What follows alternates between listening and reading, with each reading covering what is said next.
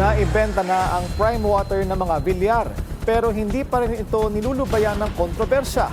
Umalma kasi ang mga naka-joint venture nito sa umunoy pasikretong buyout ng kumpanya. Narito ang agenda report ni Pierre Pastor. Kinikwestiyon ng mga local water district na nakipag-joint venture sa Prime Water ang 100% acquisition ng Prime Water Infrastructure Corporation ng mga Villar ng Crystal Bridges Holding Corporation na pagmamay-ari ng negosyanteng si Lucio Co. Ang Florida Blanca Water District, Angeles City Water District at San Antonio Water District ay nagpahayag ng kanilang pag-aalala dahil sa umano'y pasikretong acquisition na wala umanong communication o consultation sa kanila at hindi hiningi ang kanilang approval sa buyout ng Prime Water kahit pa ito ay nasa ilalim ng isang Joint Venture Agreement o JVA. Ayon kay Martin Vitog, General Manager ng San Antonio Water District ng Nueva Ecija, epekto ng paglilipat ng management ay delay sa mga water infrastructure projects sa kanilang lugar na tiyak na makaaapekto sa serbisyo para sa consumers. Sa new team, humihingi ulit ng 1 year na parang palugit or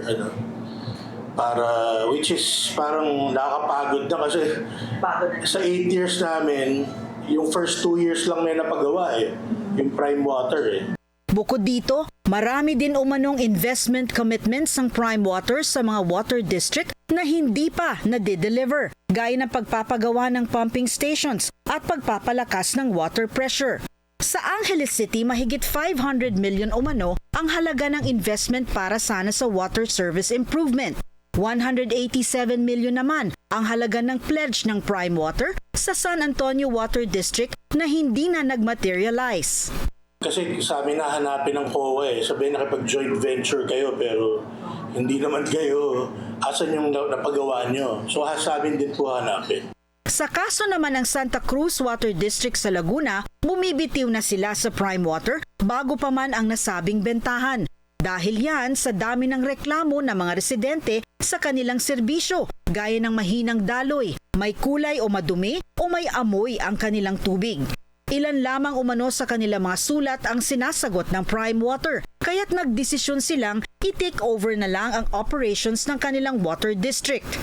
Unsolicited comments, naka-receive po kami na simula nung nag-assume ulit kami ng operations, yung tubig nila pumuti. And pangalawang effect po is yung supply, kahit pa paano na-optimize namin yung mga pumping stations kasi yung aming operations ngayon ay binalik namin kung paano namin siya ino-operate prior to JV. Sisingilin lang talaga namin sa tao is 175. As of now ang sinisingil namin is 196 kasi may inclusive of VAT. Pero kung mapapayagan na kaming i-refund sa tao po yun, so i-refund na po namin. So coming from the 201 point something na sinisingil po ni Prem nung mayroong CPA implementation. So mas mura po talaga yung naging singil namin ngayon sa tubig. Ilan pa lamang ito sa 77 water districts na may JVA sa Prime Water na nananawagan na gawing transparent ang buyout ng kumpanya. Natapusin na rin ng Prime Water ang kanilang joint venture obligations.